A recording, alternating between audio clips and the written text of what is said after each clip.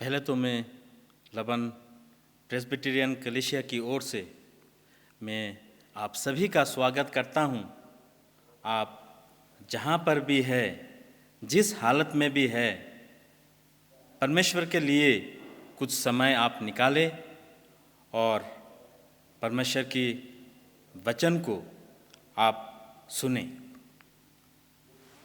पहले तो मैं परमेश्वर के वचन से मैं पढ़ना चाहूँगा। मत्ती का 19:25 में ऐसा लिखा है कि ये सुनकर चेलों ने बहुत चौकित होकर कहा, फिर किसका उद्धार हो सकता है। यीशु ने उनकी ओर देखकर कहा, मनुष्य से तो ये नहीं हो सकता, परंतु परमेश्वर से सब कुछ हो सकता है। आइए हम लोग प्रार्थना में जाते हैं।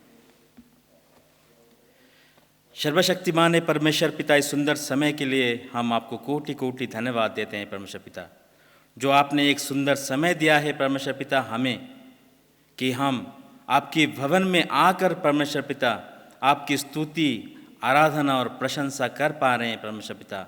आपकी वचन परमेश्वर पिता हम सुन पा रहे हैं, कर पा रहे हैं परमेश्वर पिता। इसके लिए प्रभु पिता हम आपको कोटि कोटि धन्यवाद देते हैं परमेश्वर पिता। और इस प्रचार को और इस आराधना को परमेश्वर पिता हम आपके चरणों पर समर्पित करते हैं प्रभु। जो भी जहाँ से भी जैसे भी प्रभु हाल में हैं, जो भी ये प्रचार सुन रहे हैं परमेश्वर पिता, आपकी आशीष की हाथ उन पर हमेशा बनी रहे प्रभु पिता। प्रभु इस सभा की सारी कार्रवाई को मैं आपके चरणों पर समर्पित करते हुए ये छोटी सी विनती और प्रार्थना प्रभु यीशु मसीह के नाम से मैं मांगता हूँ, आमीन।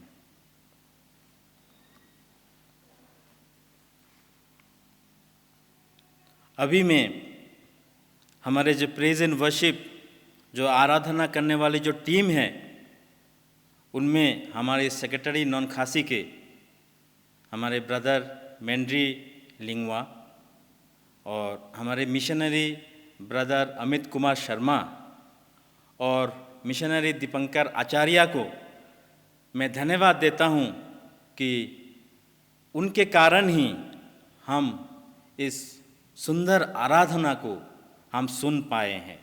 आज के दिन के लिए जो परमेश्वर ने हमें दिया है, हम सब मिलकर यीशु मसीह की आराधना करें। यूहन्ना 4:23, क्योंकि पिता अपने लिए ऐसे ही आराधना करने वालों को ढूंढता है। आइए हम लोग आराधना में जाएंगे।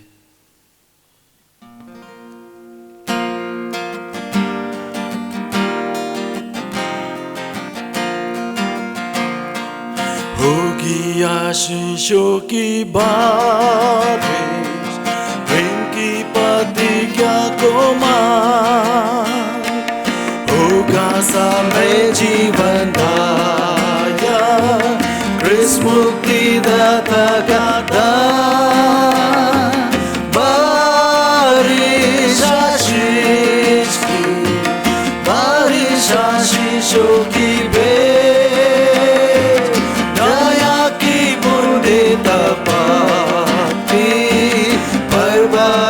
आशीष की होगी आशीषों की बारिश, तब नया जीवन बाबा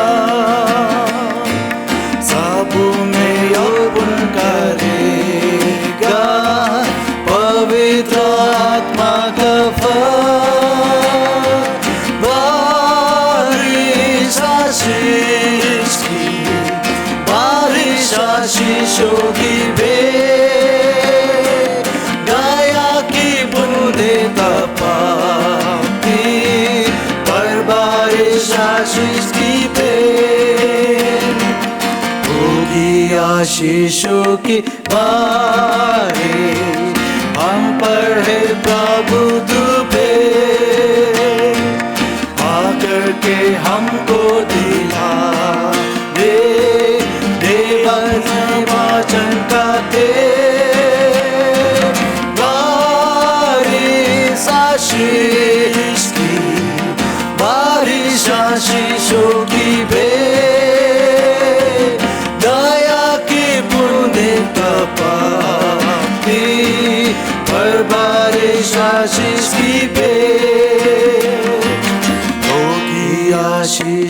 के बारे आज से आरंभ उनका हो। आज अपने पापों को मानो, यीशु से विनती करो। बारिश आशीष की, बारिश आशीषों की भेंट, दया की बूंदे तपाती, पर बारिश आशीष की भेंट होगी। आशीषों की बारिश आज से आरंभ उनका हो। आज अपने पापों को मानो, यीशु से विनती करो। बारिश आशीष की, बारिश आशीषों की भेंट, दया की बूंदे तपाती, पर बारिश आशीष की भेंट, बारिश आशीष की, बारिश आशीषों की भेंट, दया की बूंदे तपाती, पर बारिश आशीष की भेंट।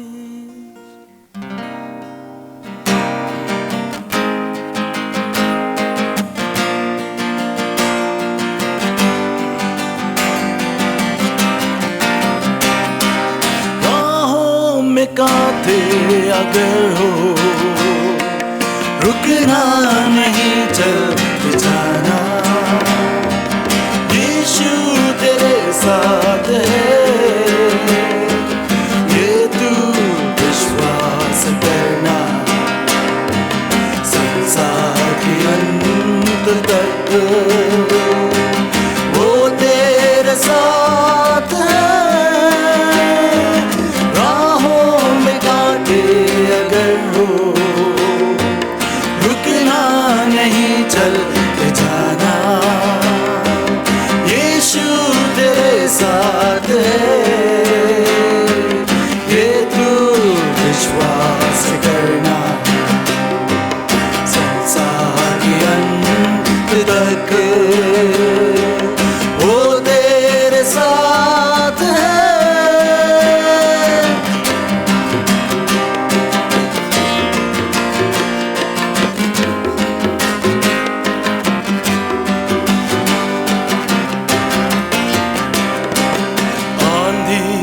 आने दो, आने दो तूफान, आंधी आने दो, आने दो तूफान। वो नैया क्या डूबेगी जिसमें यीशु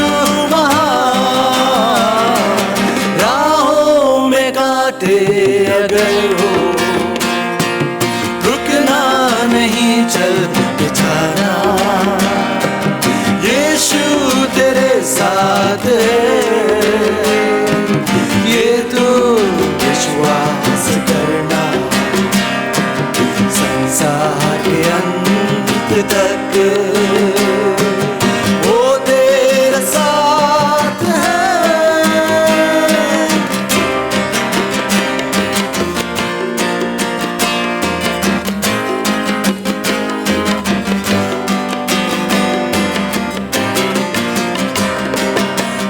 से भरी है जिंदगी, मुसीबत भरे रास्ते हैं।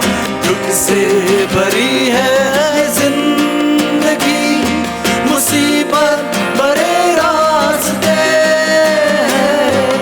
दुख दूर हो जाएंगे अगर तू यीशु के साथ है। राहों में कांटे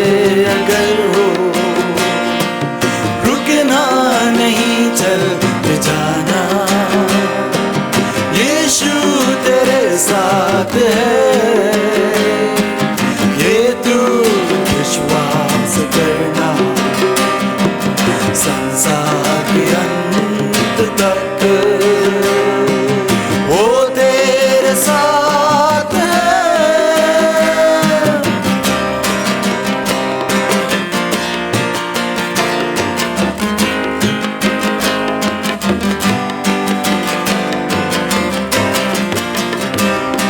अगर मौत का डर सताए तुझे, सूली पर तू गौर कर।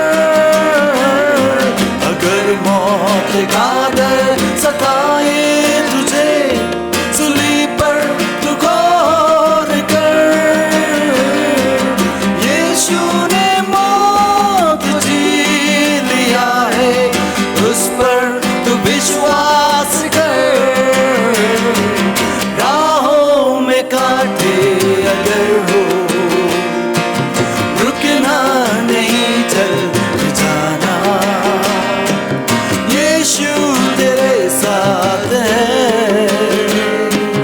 ये तू विश्वास करना, संसार के अंत तक वो तेरे साथ है।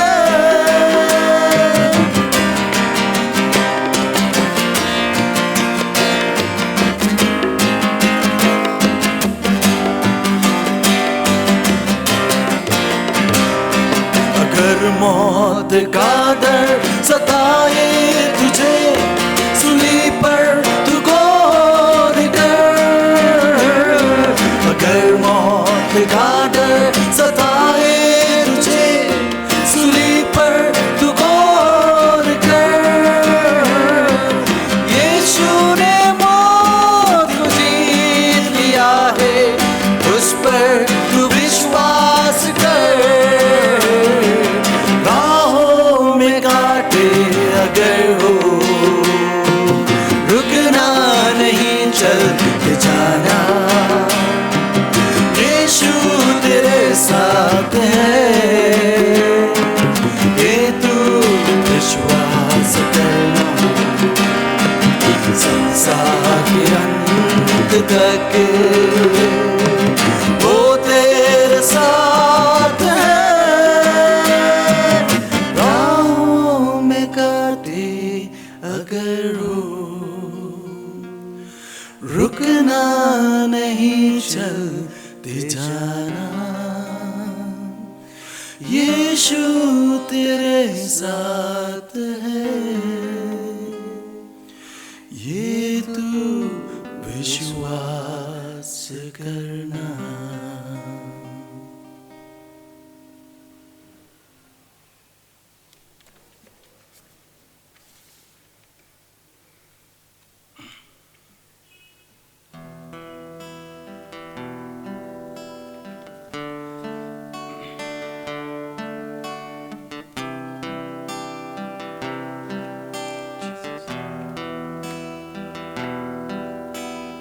मेरे प्यार से तूने प्यार किया, मेरे प्यार से तूने प्यार किया, माँ से गहरा है प्यार तेरा, माँ से गहरा है प्यार तेरा।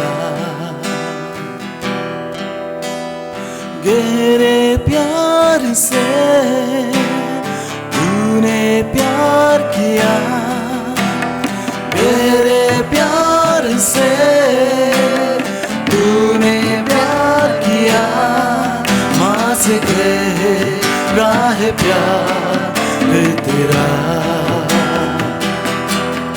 माँ से गहरा है प्यार तेरा।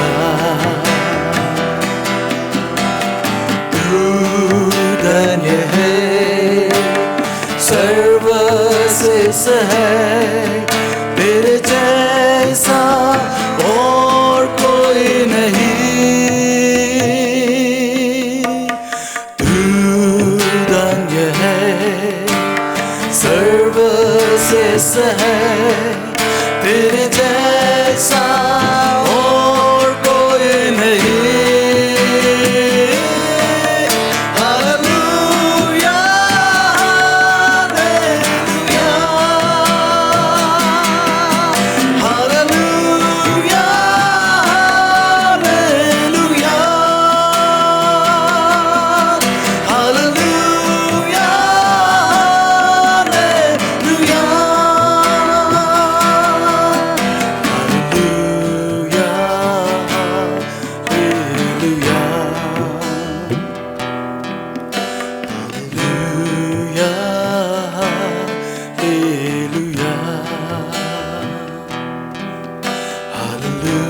Hallelujah, hallelujah,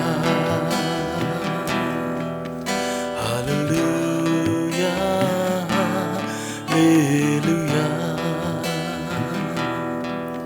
hallelujah, hallelujah.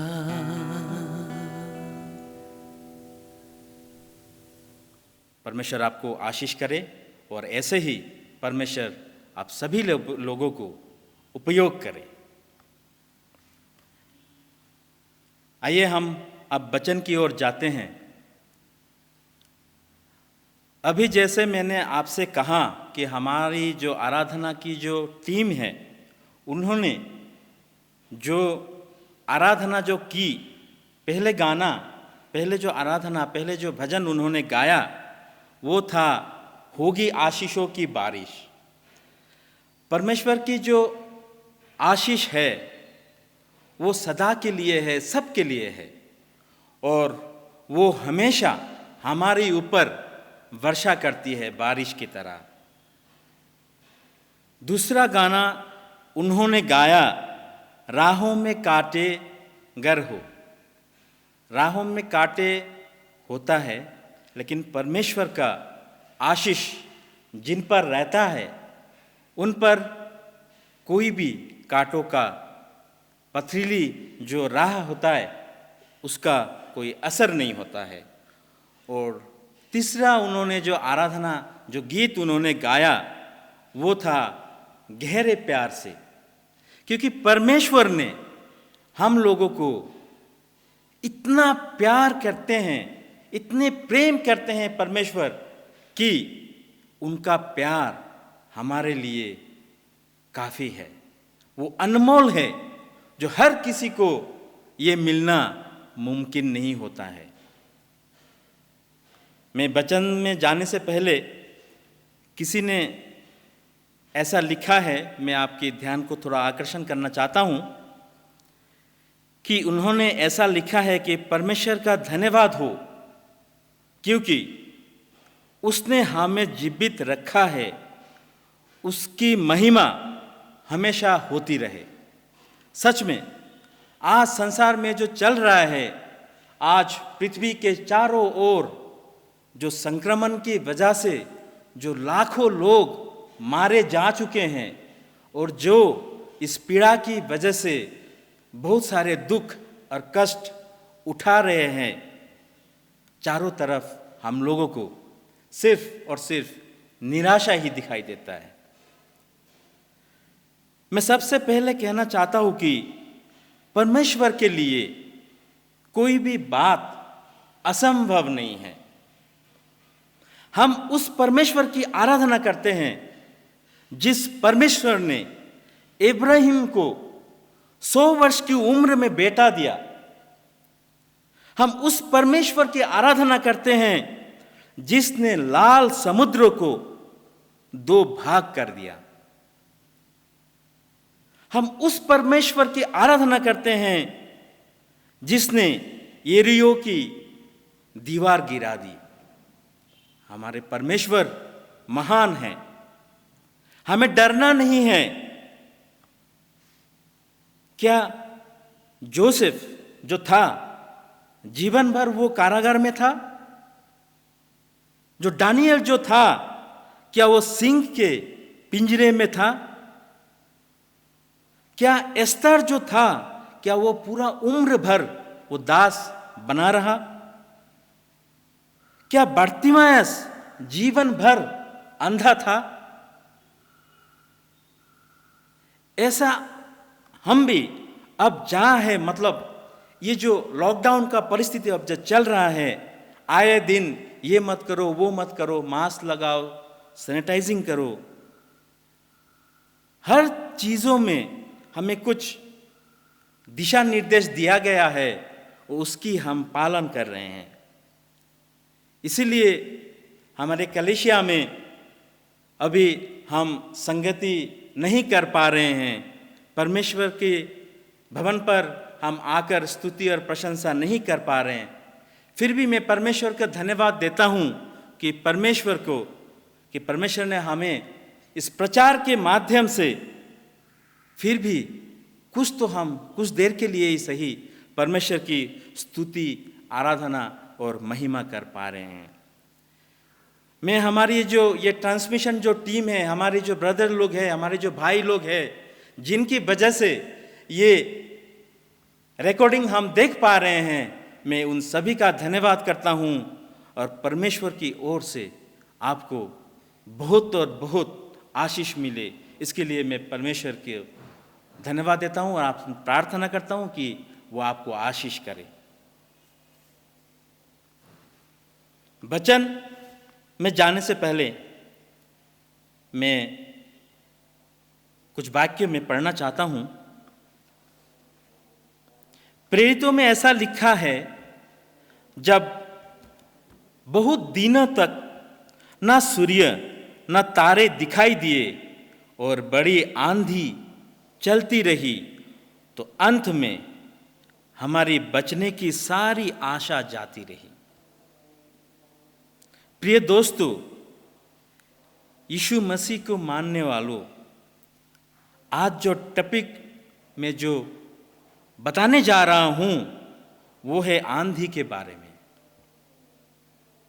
जब आपकी बचने की सारी आशा लगभग चारों तरफ से बंद हो जाती है, तब आप क्या करेंगे?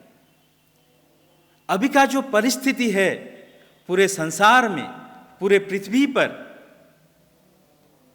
कुछ ऐसा ही है।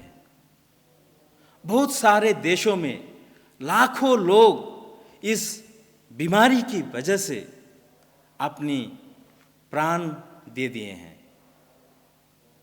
हजारों लोग, लाखों लोग अस्पताल में भर्ती है इस बीमारी के कारण।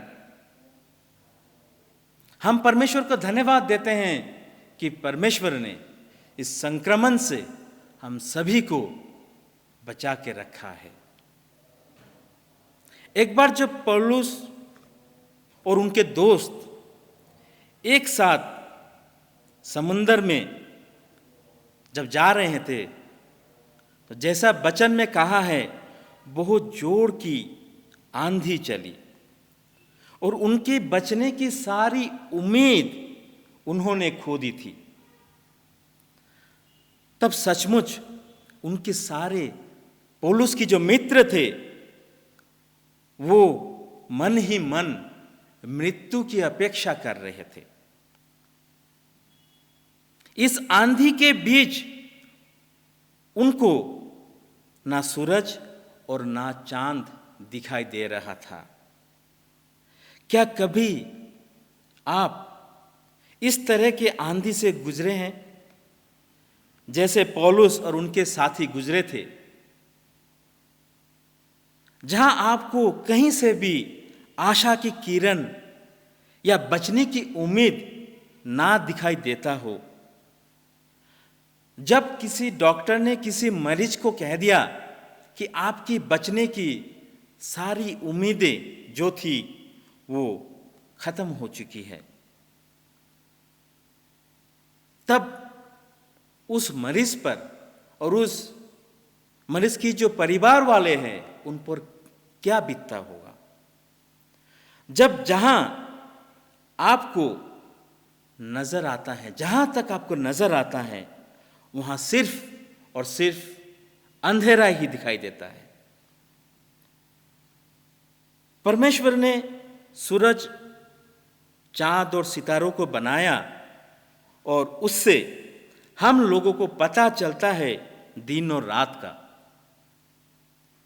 जब पौलुस इस परिस्थिति से गुजर रहे थे, उनको दिन और रात का अंतर नहीं पता चल रहा था।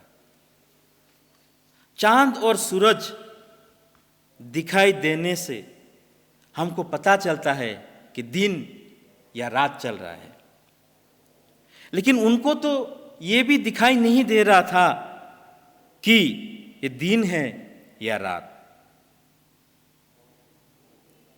जीवन में कभी ऐसा परिस्थिति जहां आती है, जहां कुछ भी दिखाई ना देता हो, कहीं से भी आपको उम्मीद की कोई भी आशा या किरण दिखाई ना देता हो, तब आप क्या करेंगे? तब आपको परमेश्वर के सिवा और कोई बचा नहीं सकता है। प्रेरित में 27:22 में ऐसा लिखा है, ये कहता है कि परंतु अब मैं तुम्हें समझाता हूं कि दाढ़स बांधो, क्योंकि तुम में से किसी की प्राण की हानि ना होगी, पर केवल जहाज की। और 23 में ऐसा लिखा है, क्योंकि परमेश्वर जिसका मैं हूं और जिसकी सेवा करता हूं, उसके स्वर्गदूत ने आज रात मेरे पास आकर कहा, हे पौलुस मत डर, तुझे कैसर के सामने खड़ा होना अवश्य है। देख, परमेश्वर ने सबको जो तेरे साथ यात्रा करते हैं तुझे दिया है।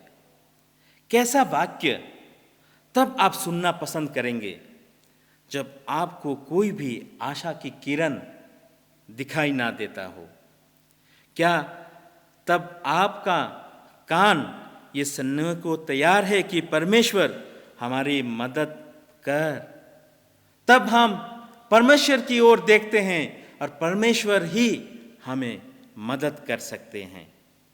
परमेश्वर के वचन में कहा है, क्या तब ये बात आपको अंतर मन से निकलेगी कि परमेश्वर आप ही केवल हमारी मददगार हैं, और जीवन की परिस्थिति में जितने भी कठिनाइयां क्यों ना हो, परमेश्वर को हम अगर अपने तहे दिल से, अपने मन से जब भी उनको पुकारते हैं, जब भी उनको हम प्रार्थना करते हैं, परमेश्वर हमेशा हमारे लिए तैयार रहता है हमारी मदद करने के लिए।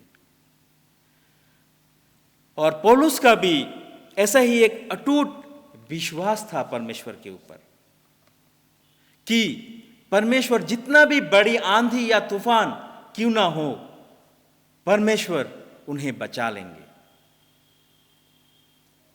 मेरे प्रिय दोस्तों, आज की परिस्थिति में कभी कभार हमारा मन भी ऐसा ही व्याकुल हो जाता है।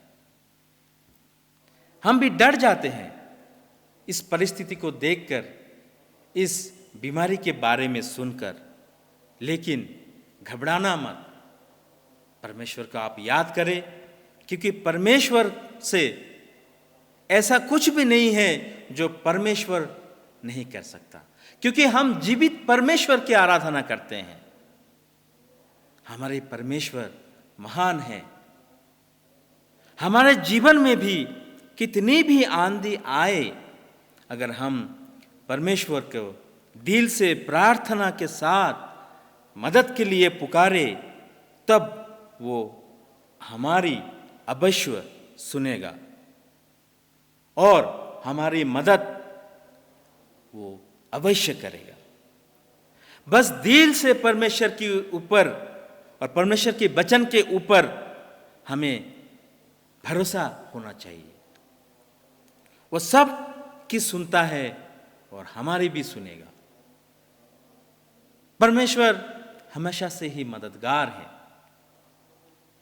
A stone is broken by the last stroke of hammer. This doesn't mean that the first stroke is useless. Success is the result of continuous effort. जब एक पत्थर को जब हम हथौड़े से मारते हैं, वो एक हथौड़े से नहीं टूटता, लेकिन कंटिन्यू प्रयास से जब कंटिन्यू हम मारते जाते हैं, आस्ते आस्ते वो बड़ा से बड़ा चट्टान भी टूट जाता है। परमेश्वर से हम जब भी प्रार्थना करते हैं, कभी कभार हमारे मन में ऐसा विचार आता है, जब हम दुख की परिस्थिति में जब हम होते हैं, तब कभी कभार हमको लगता है कि शायद परमेश्वर जो है हमारी प्रार्थनाओं को नहीं सुन रहा है। परमेश्वर हमारी दिल की जो व्यथा है, जो पीड़ा है, वो नहीं सुन पा रहे हैं, क्योंकि उनके उत्तर देने में देर हो रही होती है। लेकिन मेरे प्रिय दोस्तों, परमेश्वर इस बीच में आपके जीवन में बड़ा से बड़ा दरवाजा खोल रहा होता है। आपके मार्गों में वो अच्छा से अच्छा मार्ग वो प्रशस्त कर रहा होता है। इसीलिए कभी कभार देर हो जाती है, परंतु जब आप देखेंगे कि आपकी प्रार्थना के बाद जब विपत्ति से जब आप गुजर रहे होते हैं, जब आप उसकी फल जब आपको मिलता है, वो बहुत ही हर्ष और उल्लास भरा होता है।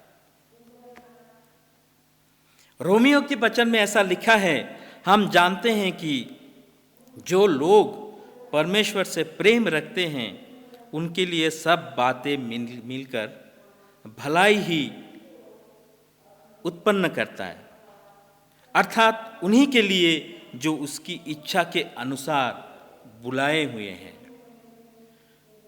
परमेश्वर पाप से घृणा करता है। जब आपका मनोबल एकदम गिरा हुआ होता है, तब वो आपसे प्रेम करता है। जब आप खो जाते हैं, तब आपसे वो प्रेम करता है। जब आपका जीवन में कोई भी अच्छी चीजें नहीं हो रही होती है, तब वो आपसे प्रेम करते हैं। जब आपके जीवन में आपके सोच के विपरीत दिशा में परिस्थिति होता है, तब वो आपसे प्रेम करते हैं। दुनिया के लोग जो हमारे प्रिय दोस्त थे, हमारे सगे संबंधी भी हो सकते हैं, जब हमारे परिवारों के ऊपर हम पर जब विपत्ति आती है, तब हमें हमारे अपने लोग भी छोड़ के चले जाते हैं। लेकिन हमारा जो परमेश्वर है, वो हमें कभी भी अकेला नहीं छोड़ता है। जितने भी बाधा या विपत्ति क्यों ना हो, वो हमेशा हमारे हाथ थामे रहता है, और हमारे हाथ थाम कर वो हमें उस विपत्ति से उभारते हैं। तब आपका एक ही सहारा होता है, कोई बात नहीं, कभी भी आप कैसे भी सिचुएशन में, कैसे भी परिस्थिति में आप क्यों ना हो, परमेश्वर हमेशा आपके साथ है। इसलिए आपका मनोबल कभी नहीं घटना चाहिए। हर वो चीज जो आपके विपरीत दिशा में जा रहा होता है, परमेश्वर की आशीष से वो बुरा वक्त, बुरा चीज अच्छाई में, आशीष में परिवर्तन हो जाता है। वो ऐसा चमत्कार करते हैं कि सारे चीज भलाई में उत्पन्न होता है। आप रुके और उसे धन्यवाद करें, प्रार्थना करें और कहें, धन्यवाद है परमेश्वर पिता कि इस दुख की घड़ी में भी आपने हमारे साथ नहीं छोड़ा।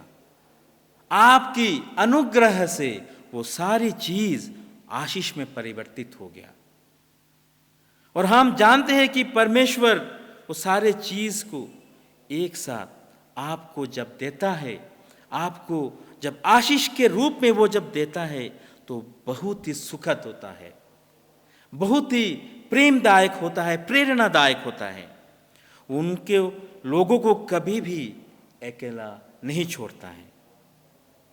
इसलिए परमेश्वर का साथ रहिए, तब आपकी हर दुख, और तकलीफ सुख में बदल जाएगी।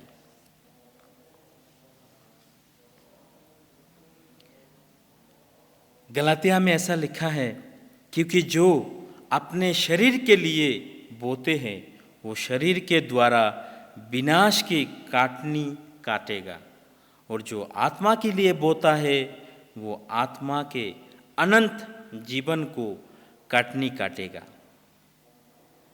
हम भले काम करने में साहस ना छोड़े, क्योंकि यदि हम ढीले ना हो तो ठीक समय पर कटनी काटेंगे।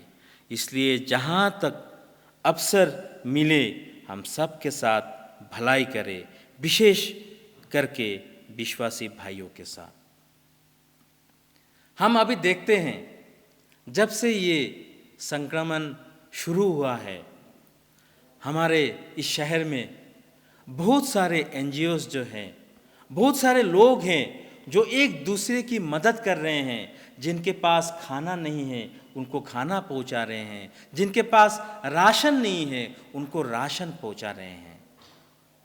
और हमारी कलेशिया की ओर से भी बहुत सारे लोगों को परमेश्वर ने आशीष की है, बहुत सारे लोगों तक परमेश्वर ने राशन पानी पहुंचाया है। इसीलिए परमेश्वर ने कहा है कि जहां तक हो सके आप भलाई के काम करते जाएं, कभी रुकना मत। अगर परमेश्वर कभी ये सोचे कि मैं आपकी हमारी भलाई करते करते थक गया हूं, अभी मैं भी कुछ देर के लिए विश्राम करूं, तब हमारी दशा क्या होगी? क्या आप सोच सकते हैं इस बात को? कभी कभी हम लोगों को लगता है कि ये काम वो काम करने के बाद या फिर किसी की मदद करने के बाद हम कभी कभार ये सोचते हैं कि अभी थोड़ा समय के लिए विश्राम लेना ज़रूरी है। लेकिन मेरे प्रिय भाइयों और बहनों, अगर परमेश्वर भी ऐसा सोचे हमारे बारे में कि लोगों की भलाई करते करते अब मैं थक गया हूँ, मुझे भी कुछ देर के लिए विश्राम करना चाहिए, तो इस संसार का क्या हाल होगा? क्या आप सोच सकते हैं? क्या ऐसा नहीं लगता कि दुनिया में भूचाल आ जाएगी?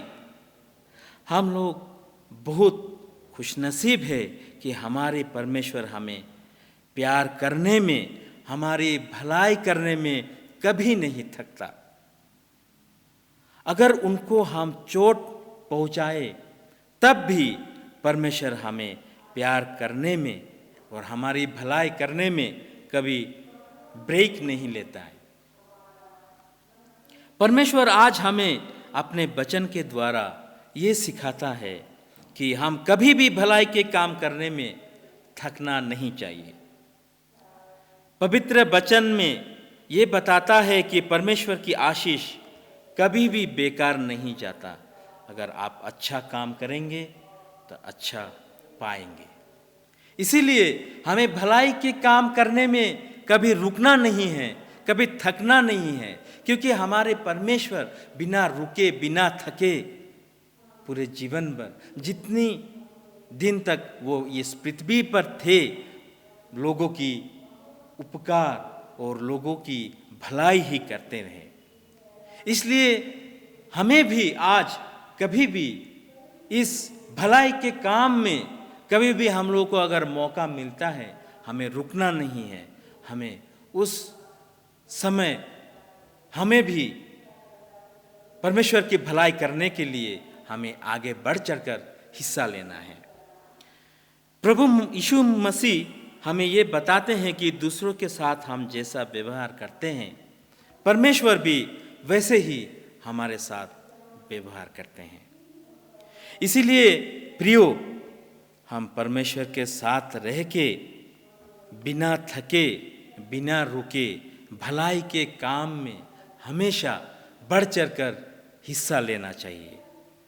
अगर दूसरे हमें दुखी भी करे, हमारे साथ दुर्व्यवहार भी करे, बाइबल हमें बताता है कि खराब करने वालों के साथ भी हमें अच्छाई से पेश आना चाहिए, उनको अच्छाई सिखाना चाहिए, अच्छाई और भलाई के काम करना चाहिए। परमेश्वर का हमें हमेशा शुक्रिया अदा करना चाहिए कि उन्होंने हमें इतनी आशीष के साथ हमें बनाया है।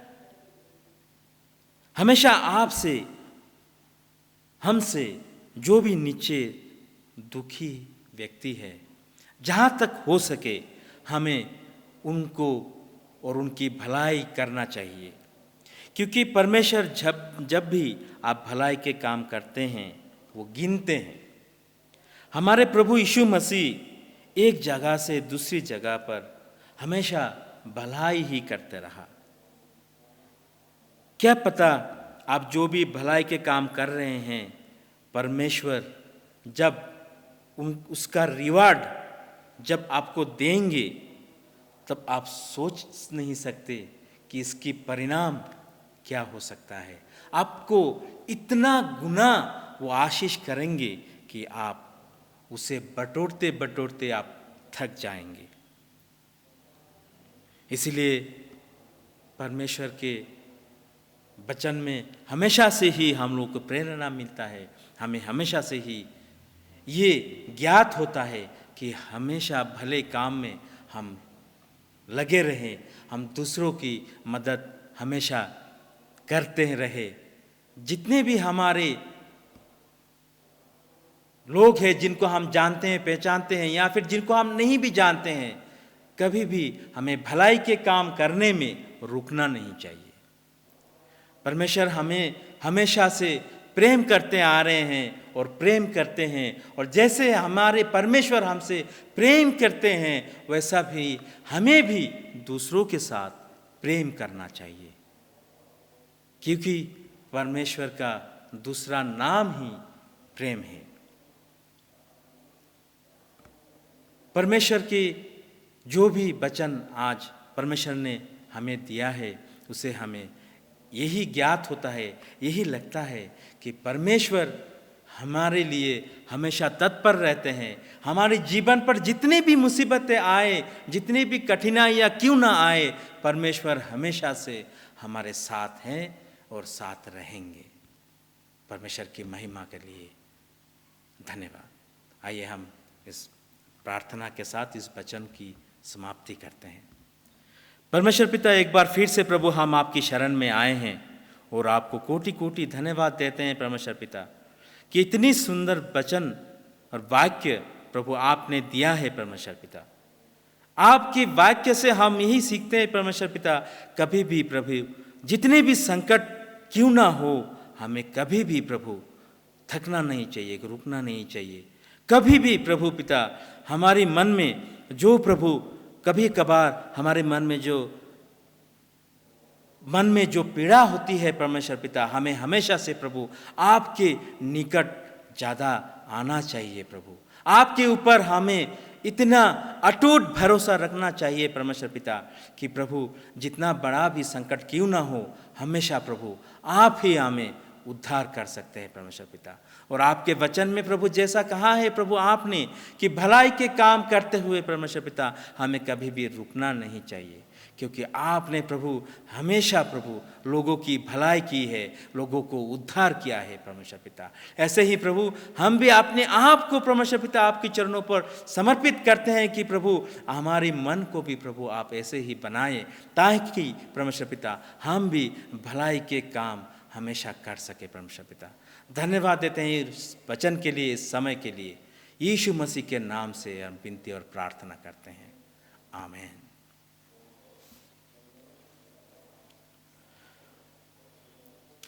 और आज की सभा को हम अब समाप्त करने जा रहे हैं। हम खड़े हो जाएंगे। यीशु मसीह का अनुग्रह, पवित्र पिता का प्रेम और उनके पिता का सहभागिता हम सब पर हमेशा बना रहे। परमेश्वर, हम आपको कोटि कोटि धन्यवाद देते हैं परमेश्वर, कि इस ट्रांसमिशन के द्वारा परमेश्वर पिता आपने जो हमें वचन दिया है, आपने जो हमें जो भी आराधना और संगीत जो भी प्रभु हमने गाया है प्रभु, सब आपके चरणों पर समर्पित करते हुए ये छोटी सी विनती और प्रार्थना प्रभु यीशु मसीह के नाम से मांगते हैं, आमीन।